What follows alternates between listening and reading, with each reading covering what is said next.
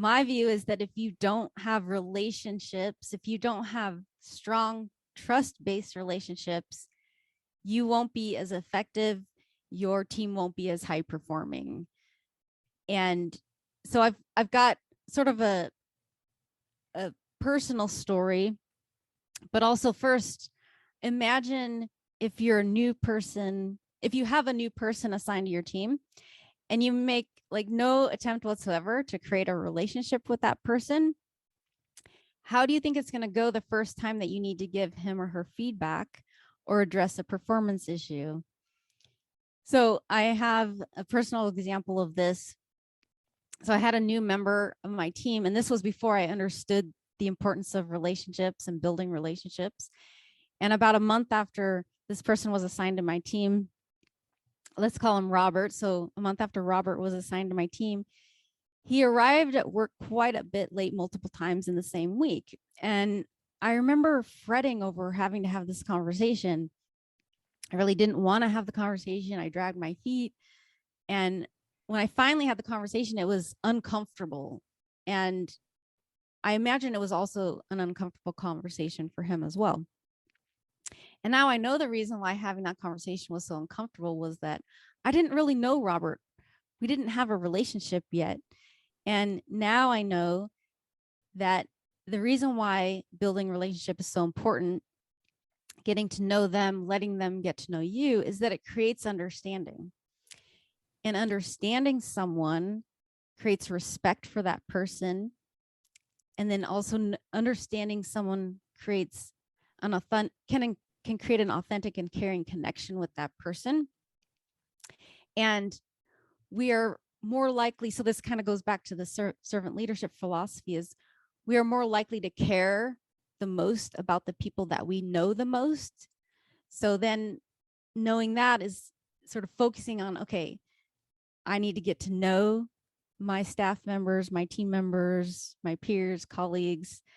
And we interact with, our team every day.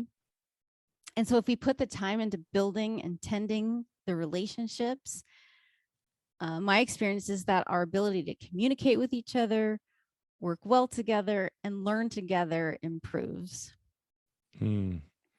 So what are some suggestions you have for not only helping managers develop a better relationship with their team members, but you mentioned the importance of helping team members, individual contributors, to build relationships among themselves. Now, obviously, we can't just force people to be friends, right? You can't just force relationships to happen. And I think a lot of managers probably think, well, that's not my job. My job is not to help people become friends or develop meaningful relationships. So I think you've made a good case for why that should be our job, right? To at least create the conditions for that to happen.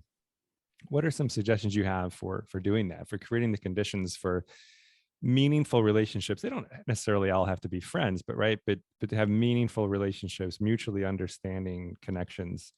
What do you suggest there? Yeah, so for between the leader and the staff, it's the way I start out is I try to meet with each person one-on-one at least once a month. Now, it depends on how big your team is, if you're able to fit that into your schedule. And then the first meeting is really, one of my strategies is, okay, let's each take 1 minute. I actually set the timer on my phone, 1 minute to share your life story. And then after that, we have time for follow-up questions and kind of talking about any shared interests and things like that. And then, like I said, once a month, like I would take my staff out for coffee one-on-one and continue to get to know people, continue to ask questions and connect on a personal level.